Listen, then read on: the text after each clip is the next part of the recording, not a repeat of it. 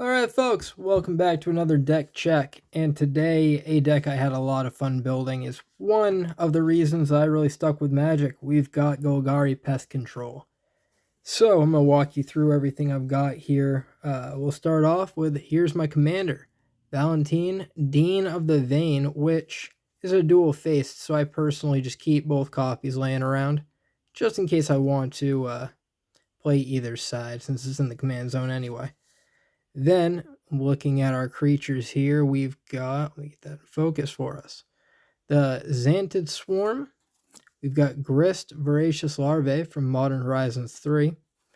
Witherbloom Apprentice. This card, if you want to upgrade the deck, can go infinite with a few different things. I left those out just for the sake of fun.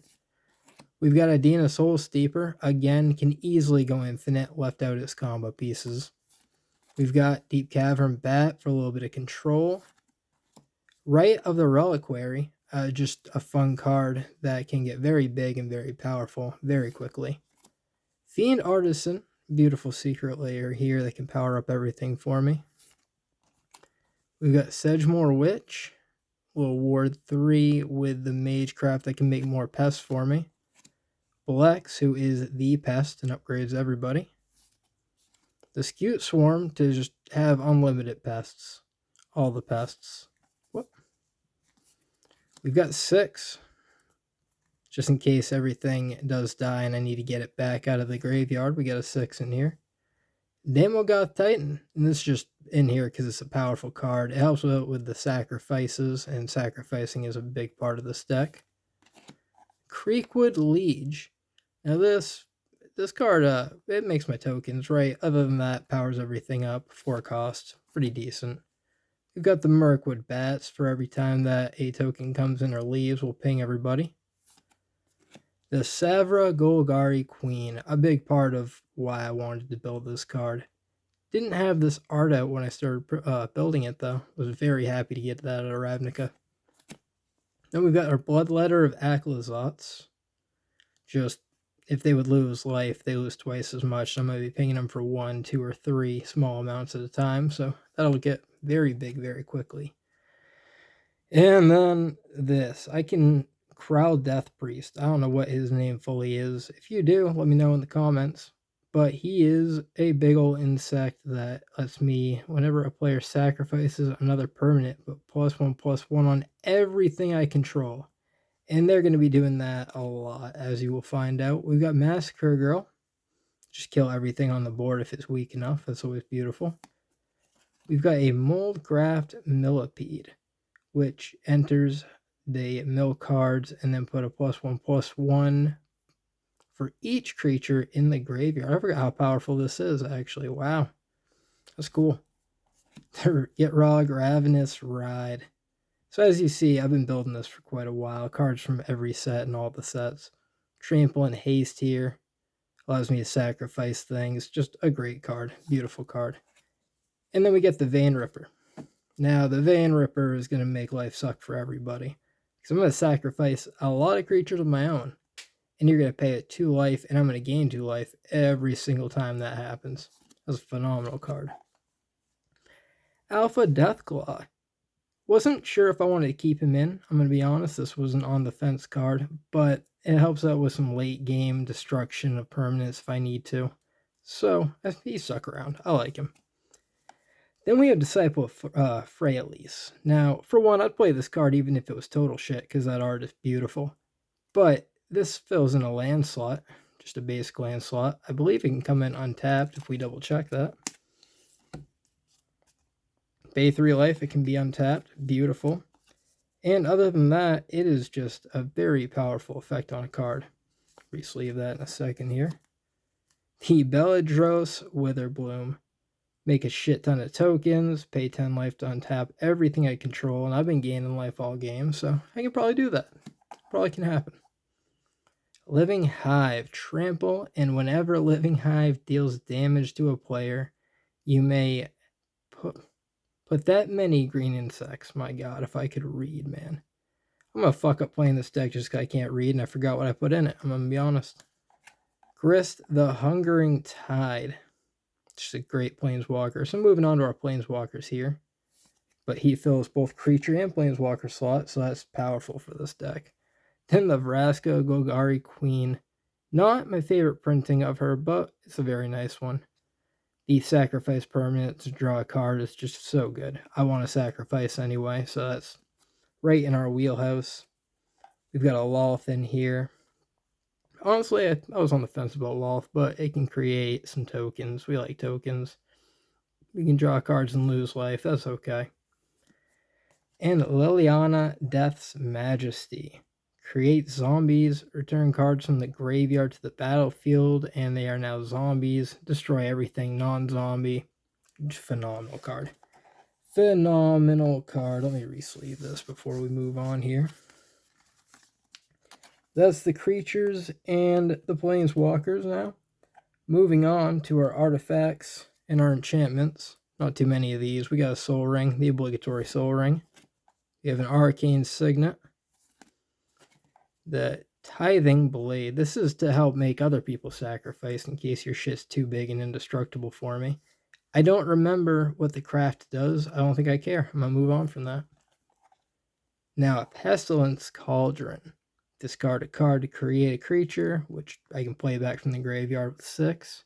Each opponent mills life. Each opponent mills cards equal to the amount of life I've gained. That's what that says. And exile 4 target cards from a single graveyard. Draw a card. So pretty powerful on this side. And then it has a backside. And yeah, we've got the ring in here. Again, one of these, I only put this in because when I started building the deck was during Strixhaven. And there were a lot of cards that just worked in a deck together. So, hey, you went in. Return up to 2 target creature, land, or planeswalkers from the graveyard to my hand. Gain 4 life. Alright, that's pretty cool. That is not, again, I'll re-sleeve you in a second, but that's not a bad card.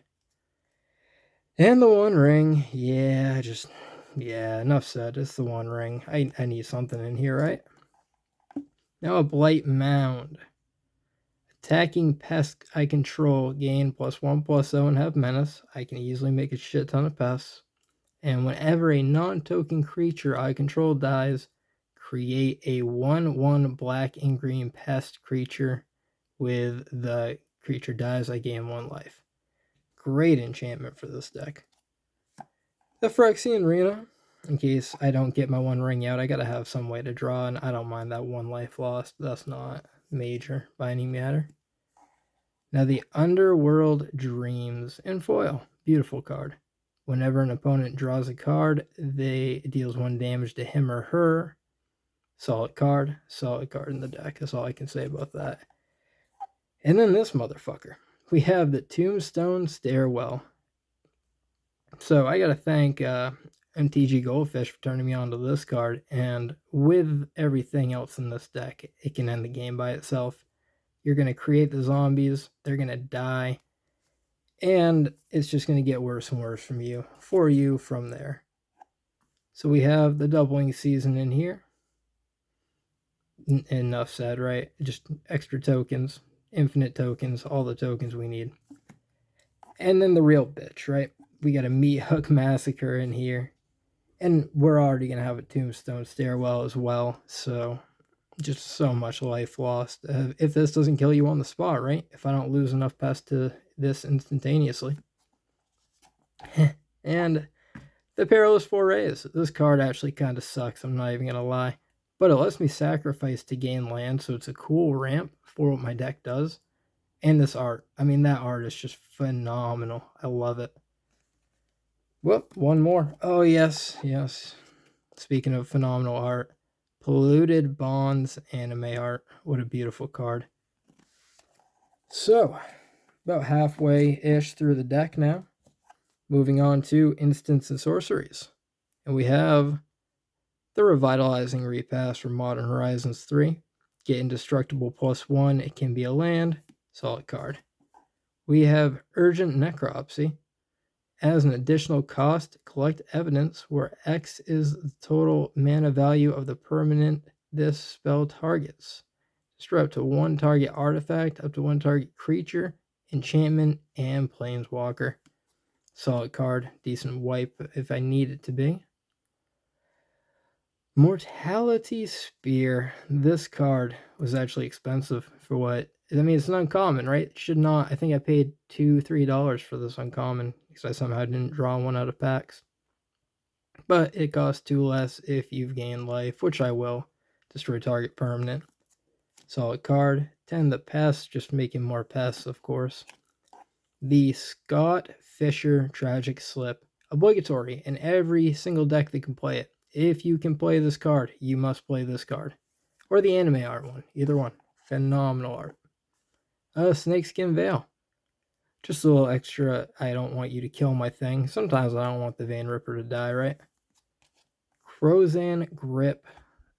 There are better cards, but the split second will make a difference at least once, I guarantee. Assassin's Trophy. Destroy target permanent and opponent controls. They get a, land out of it. It does say opponent. I would use this as ramp if I could, but whatever. Destroy their shit.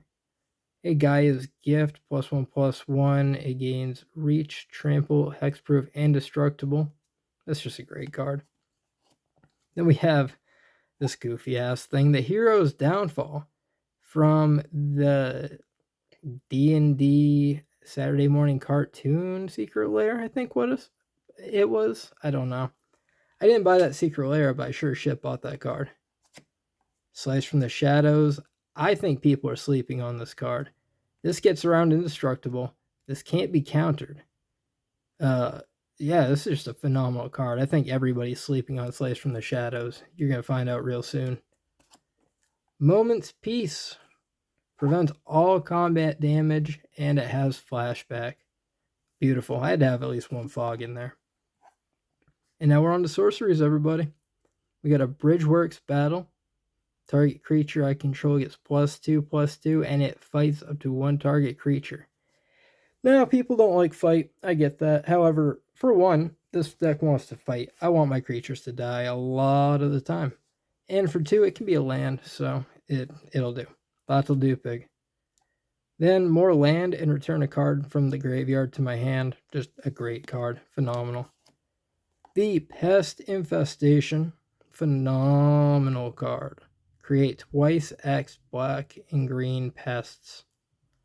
So that can get big, huge, and can just board wipe if it needs to in the right deck. Or that could. The Casualties of War. Choose one or more, destroy all the shit on the board on one person's side. Rise of the Witch King. Each player sacrifices a creature. If I threw one away, I get a free creature from the graveyard. Fantastic. The Deadly Brew. Each player sacrifices a creature or a planeswalker. If you sacrificed a permanent this way, you may return another permanent from your graveyard to your hand. It's not great, but it is a sacrifice outlet, and that's what I need. And, oh my god, the Secret Lairs. Some of these... Like, what the fuck is this? I'm really supposed to read that shit, huh? Eldritch Evolution. As an additional cost to cast, sacrifice a creature, search your library for a creature card mana value X or less, where X is 2 plus the sacrificed creature's mana value. Put that onto the battlefield and shuffle. So, I mean, it's a powerful card. I couldn't not play this in this deck. Couldn't not, but shit is a pain. Duress. Yeah, just fuck you. Just gonna remove your shit real fast. Decree of Pain. Remove everything. You can't regenerate them. I can do it again.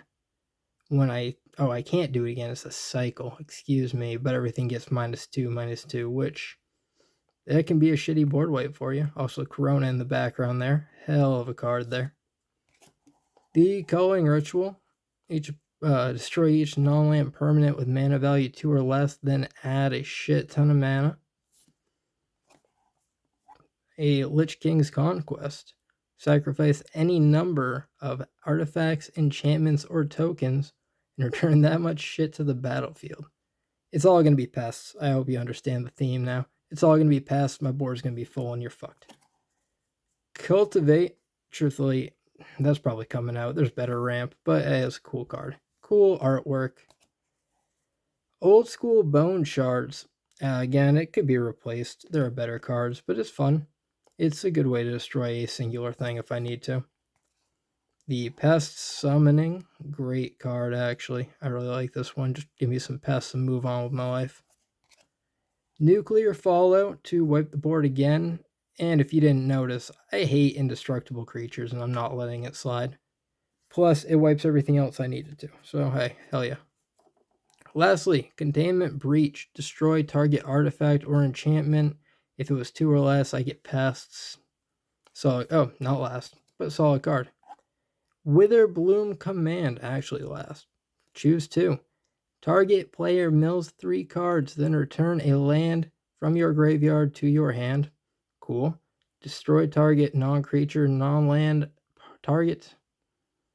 Destroy target non-creature, non-land permanent with mana value 2 or less. Target creature gets -3, -1 until the end of turn. Target opponent loses 2 life and I gain 2 life. Again, just a solid card. You know, fits the deck, fits the motif.